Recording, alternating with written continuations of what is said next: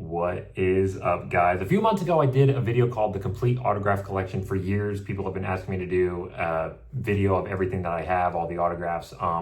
For some reason, I completely forgot about all the items that I have here in my college apartment. Not hundreds and hundreds, so it's not going to be as long of a video, but I think enough to me a worthy sequel to that one. So without further ado, let's get right into it.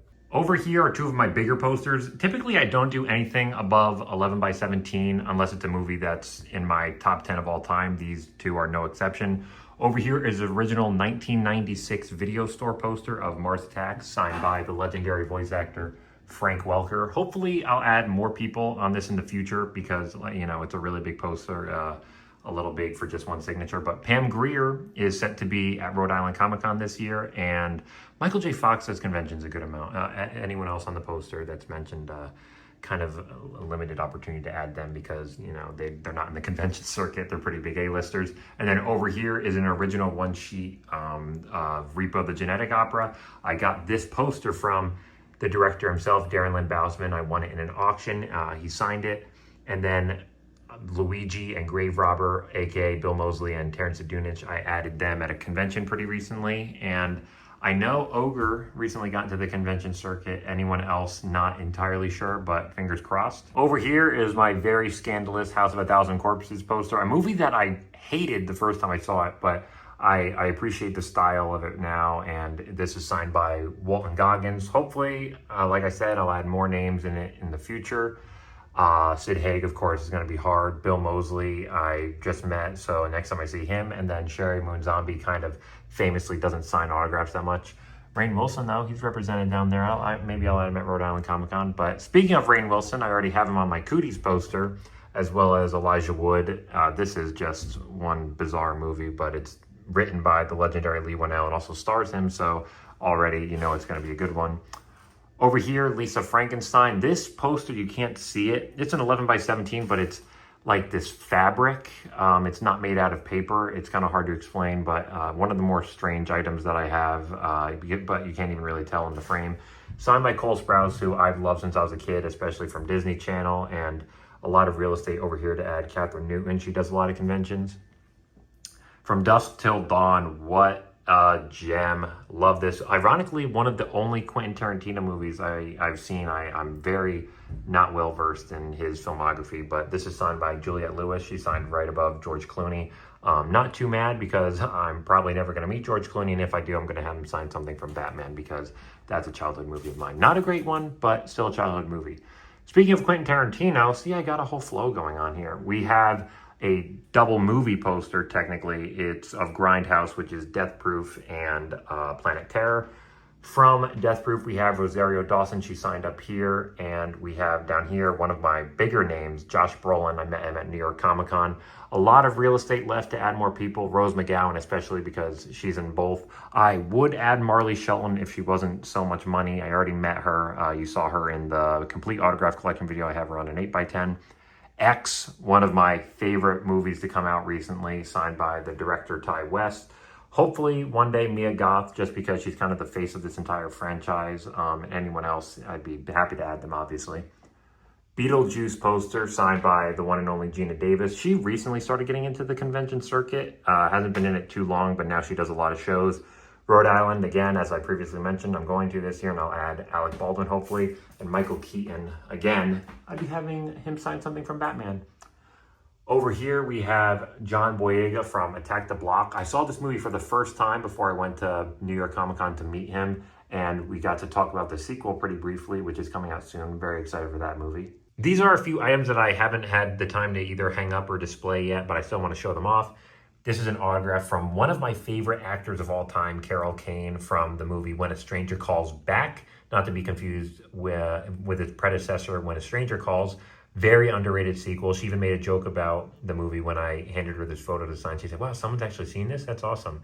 Down here, one of the best final girls. Yes, I consider her a final girl. Sarah Connor, aka Linda Hamilton. She signed this Dark Fate photo. I'm not the biggest fan of Dark Fate, but I think this photo itself is super badass. I couldn't pass up on getting it signed, and I think it came out great. And then over here, I'm a huge Call of Duty Black Ops 2 fan. Probably my favorite multiplayer game of all time, being that Friday the 13th is unfortunately no longer with us.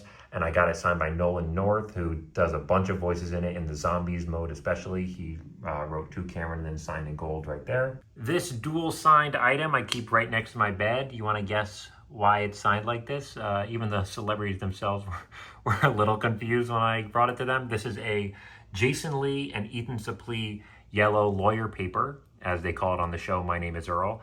And it's the type of paper that he writes his list on. Joy calls it yellow lawyer paper.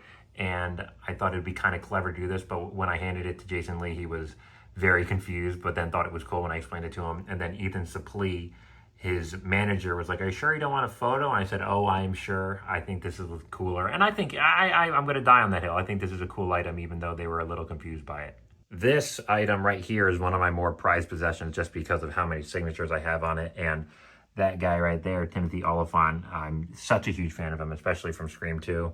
Alien Earth, 12 by 18. That's why it's not hanging up with my 11 by 17s, because the little bit of OCD in me would go driven crazy.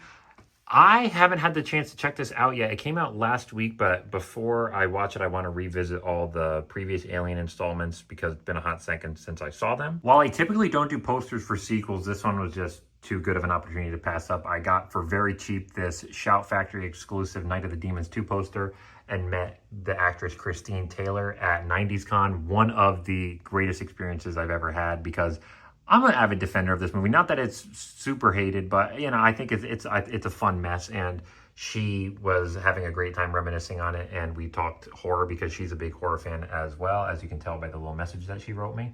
Greeting people above my apartment door, we have this original Mylar poster, I believe that's what it's called, of the remake of Fright Night. One of the better remakes, in my opinion, signed by Christopher Mintz-Plasse. I'm going to call this one complete, basically, because I don't see myself ever adding Colin Farrell, and unfortunately, Anton Yelchin, the main character, passed away. Very unfortunate. He was great in this movie, too.